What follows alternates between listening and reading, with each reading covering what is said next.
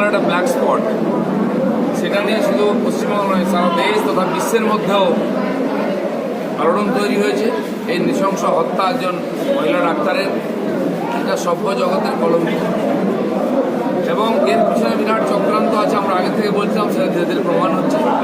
Sandeep Ghosh principal, যাকে মমতা ব্যানার্জি আঁচল দিয়ে বাঁচাবার চেষ্টা করছেন, তাকে সিবিআই ধরেছে, সব তথ্য আসবে। আর আরজি করের গণ্ডগোল আজ নয়, বহু বছর ধরে। এর আগেও কয়েকজন সুইসাইড করেছেন, মানে মার্ডার হয়েছেন মহিলা পুরুষ ডাক্তার, তাদের সুইসাইড করে দেখানো হয়েছে।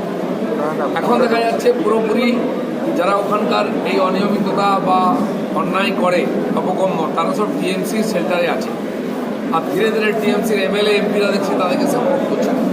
মমতা ব্যানার্জি প্রাণ লাগিয়ে দিয়েছেন বাঁচাবার জন্য দুষ্কৃতকারীদেরকে। কিসের স্বার্থে? কেন? খালি টাকা পয়সা? আমার মনে হয় এখন সরকারের প্রাণ ভ্রমণটা আরজি করে ঢুকিয়ে আছে। তার নেতারা কোটার সিটে ছেলে মেয়েদের ভর্তি করেছেন, তারা ডাক্তাররা এখানে চাকরি করছে। দুজন নেতার ছেলে এখনও ওখানে আছে। একজন নেতা তার মেয়ের প্রতি যে ঘটনা ঘটেছিল বলতে গিয়ে তাকে পার্টি সরিয়ে দিয়েছে।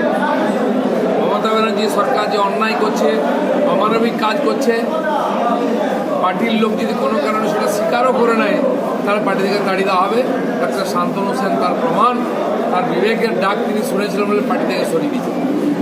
যে পার্টির নেতারা চোখ বন্ধ করে মমতা ব্যানার্জিকে সাপোর্ট করছেন, তারা দেখে রাখুন, বাংলাদেশে এই নেতাদেরকে পায়ে দড়ি বেঁধে ঝোলানো হয়েছিল। এরা সমাজ বিরোধী।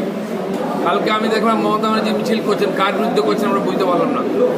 তার বহু সেলিব্রিটি এমএলএ এমপি তার সঙ্গে দাঁড়িয়ে ছবি তুলছেন। আমি সেই মহিলা সেলিব্রিটিদের জিজ্ঞেস করতে চাই, আপনার বাড়ির মেয়েটির সঙ্গে যদি এই হতো, আপনারা কী করতেন? ছবি তুলতেন মুখ্যমন্ত্রীর সঙ্গে? তিনি অন্যের